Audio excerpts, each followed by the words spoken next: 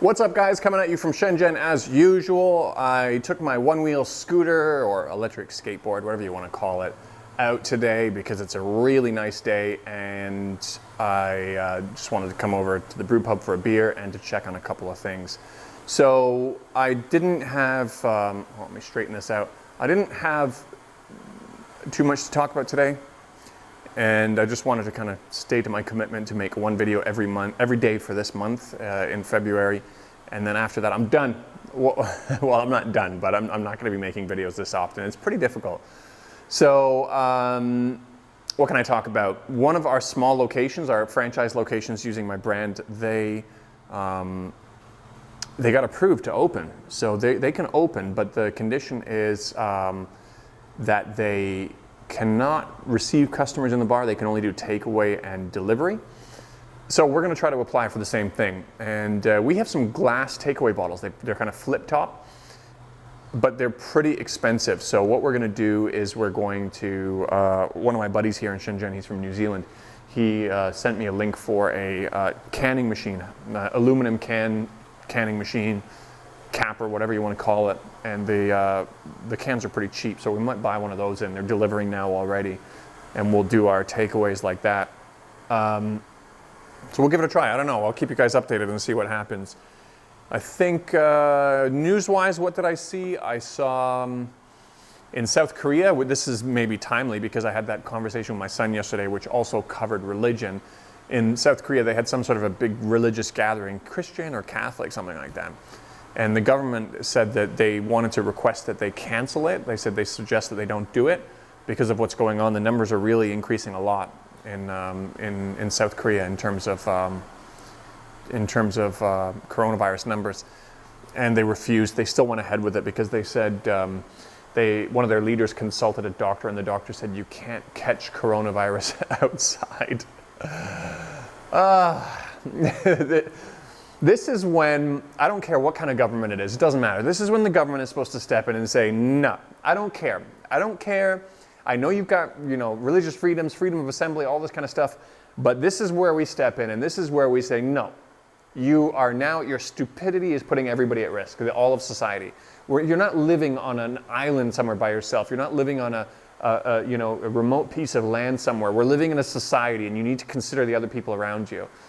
And I think the South Korean government could have gotten away with that, where, because they're democratic enough that when they did that, people wouldn't point too many fingers at them. People wouldn't say, oh, look at this, they're cracking down on freedom of assembly and freedom of religion. They wouldn't do that. If it happened in China, they would. And I've got a couple of examples that can really hit that double standard home, but I'm not going to mention it in this video. I want to do something dedicated on that, and you'll understand why when I finally do that video.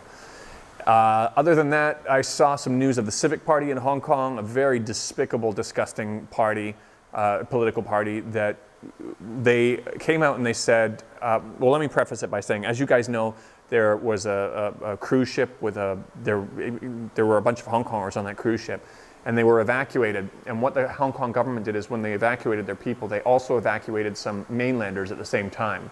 There were a few mainlanders on the same cruise. And the Civic Party members were outraged. They couldn't believe that they rescued mainlanders and didn't let the public know and didn't have public consultation beforehand. And they said that the Hong Kong government has betrayed the Hong Kong people because they rescued mainlanders at the same time. They didn't mention that the guy who helped arrange the buses to pick them up from the port to take them to the airport was a mainlander. They didn't say thanks to him. They didn't mention that. They were just outraged that mainlanders were rescued at the same time. And it's the kind of thing when I posted a lot of my videos about what I don't like about some of these political parties in Hong Kong, I don't add enough context, but honestly, these are the kinds of things you expect from a party like the Civic Party, and I've had interactions with some of them. There was a guy named Lock Hin Hei.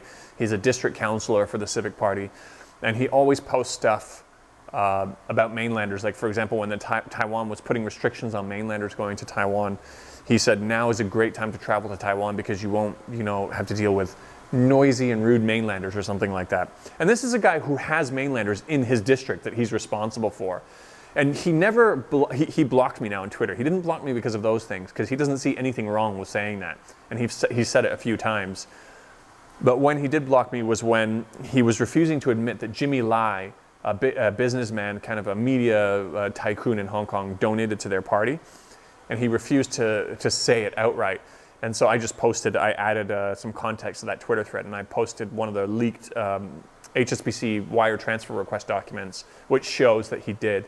And then he just blocked me after that. So seeing what that guy used to say, it's not surprising to hear the Civic Party kind of say this stuff, and especially because they're aligned with Jimmy Lai.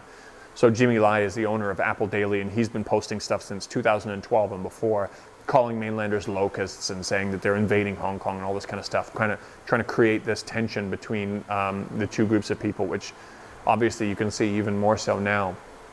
And so it's not surprising to see them all kind of fitting the same profile and saying the same kinds of things. Other than that, I think there's a couple of extra things I wanted to mention, but I'm going to wrap it up there. I want to keep this one as short as possible, and I'm really going to commit to that this time. I waited till the end of the video to say this is going to be a short one because I know I always mess up when I say it in the beginning. So I think I will wrap it up there, guys, and I will catch you in the next video. Stay safe, take all the precautions you guys should be taking, and see you next time. Peace.